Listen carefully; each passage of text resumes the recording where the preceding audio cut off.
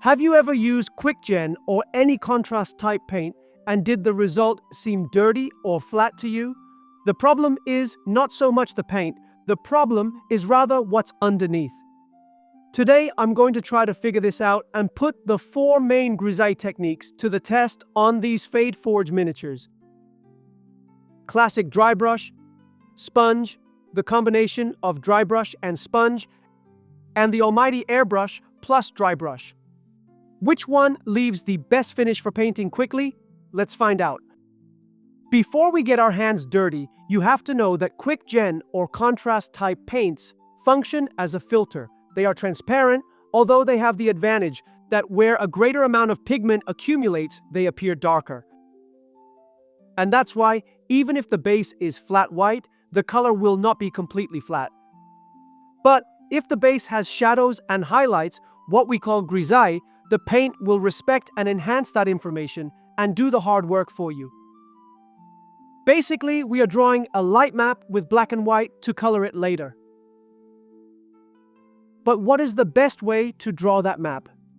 We are going to try the different ways on some miniatures primed in black. Technique 1. We start with the classic Drybrush. The first thing is the tool.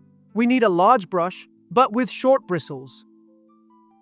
There are specific brushes for this that work great, but a low-cost trick is makeup brushes. These have finer and more compact bristles, which give a softer finish. But at the same time, you have to be more careful since they tend to stain more on flat surfaces. My advice is that you try both until you find the one that best suits your personal taste. The key is in the load. We impregnate the hair of the brush well and discharge most of the paint onto a napkin, sponge, or any textured surface. The brush must be really discharged. We attack the miniature with quick brush strokes and pay close attention. If the brush is very discharged, we will only mark the sharpest edges. But if we want a more intense grisaille, we will discharge the brush a little less and also exert a little more pressure with the brush on the miniature. You have to be careful and not go too loaded, otherwise you will leave ugly brush strokes.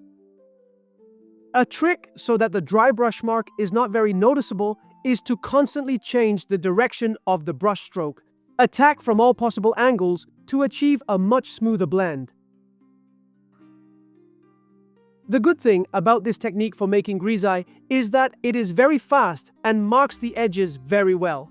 The bad thing is that it leaves a texture similar to chalk and quite grainy.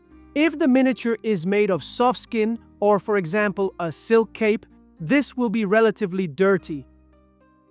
This technique works very well for fur, chainmail, or miniatures, as in this case with a lot of relief or edges. But can we improve it? We move on to technique number 2, the sponge.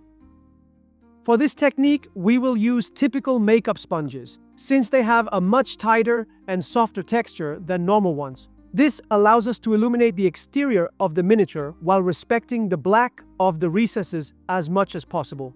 The mechanics are simple. We load paint and discharge the excess onto a napkin. Be careful, don't underestimate it. Many people ignore this technique, but the finish it leaves is surprisingly soft. Although it is usual to do it by stippling, I like to combine it.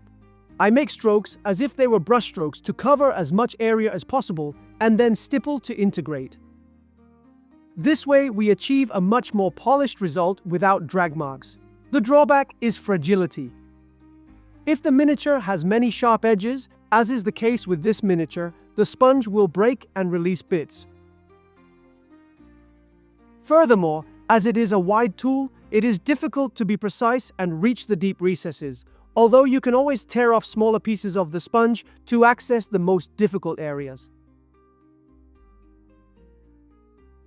And what is it for then? This technique is the queen of smooth surfaces. If you paint Space Marines with rounded armors or any miniature with many smooth surfaces, the sponge is perfect. It gives a smooth transition and respects the shadows. Notice the difference. The dry brush gave us a dirtier and more aggressive finish, but it defined the edges much better. The sponge, on the other hand, illuminates the planes better and leaves smoother transitions, although we lose that extreme definition on the edges. It looks cleaner, but with less edge highlighting punch. And we move on to technique number 3, the hybrid, dry brush plus sponge. In this technique, we are going to bring together the best of both worlds. We start with the dry brush. There is no need to be delicate here, we apply it carefree and quickly. The goal is to mark the overall volume and external parts, making sure that the deep recesses remain black. If the brush stroke is noticeable or there is a little chalkiness, it doesn't matter because we are going to fix that now. And this is where the sponge comes in.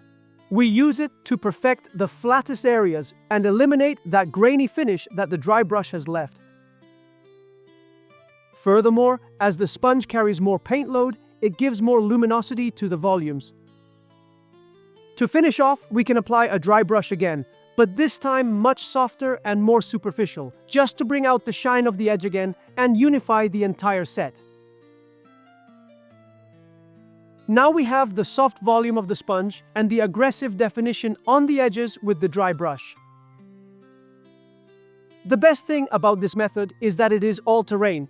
It is not as limiting as both techniques separately.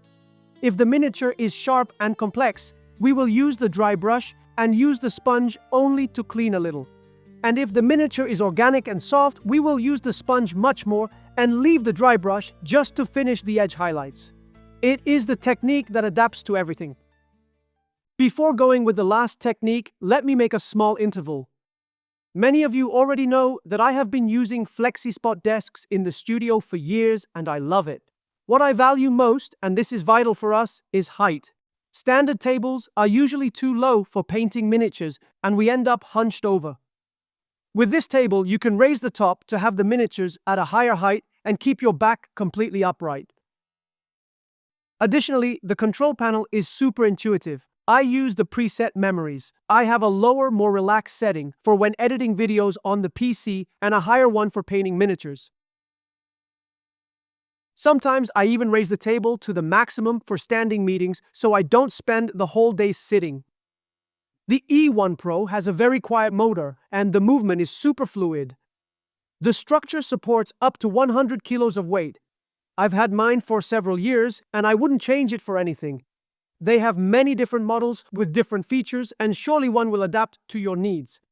You have the link in the description. Technique 4. The most pro option, airbrush plus dry brush.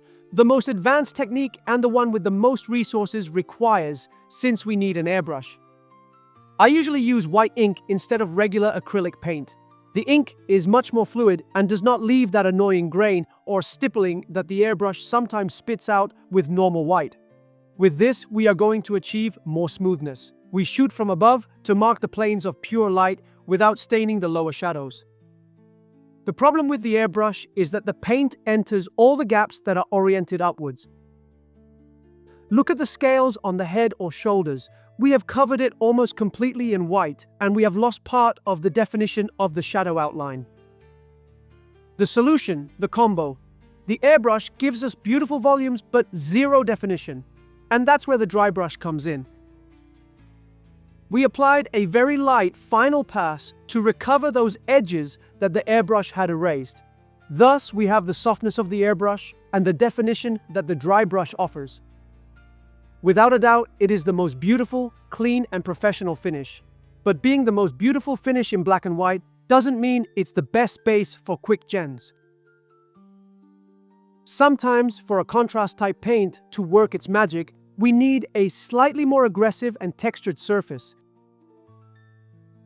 It all depends on the style, type of miniature, or finish you are looking for. Here I have left you the 4 most common ways to create a grisaille in miniatures. Now we just need to give it color, but to do this we need to know how to correctly apply quick gens or any contrast type paint. And for this I have prepared a video that you are going to love. It will resolve your doubts and solve the problems you have when you apply this type of paint. Tell me in the comments which way you use the most and which one you like the most. Also, I would love to read if any of you do it differently. I hope you liked the video and it was of great help. Having said all this, I'll stop rambling on now, and until next time.